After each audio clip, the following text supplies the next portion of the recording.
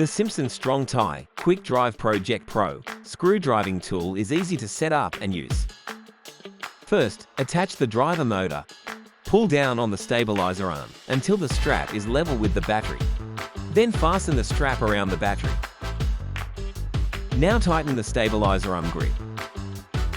Project Pro works with strips of Quik Drive collated fasteners that are 40 to 65 mm long. Load the yellow strip of fasteners into the auto feed track, arrow first, and then set the driver motor to forward.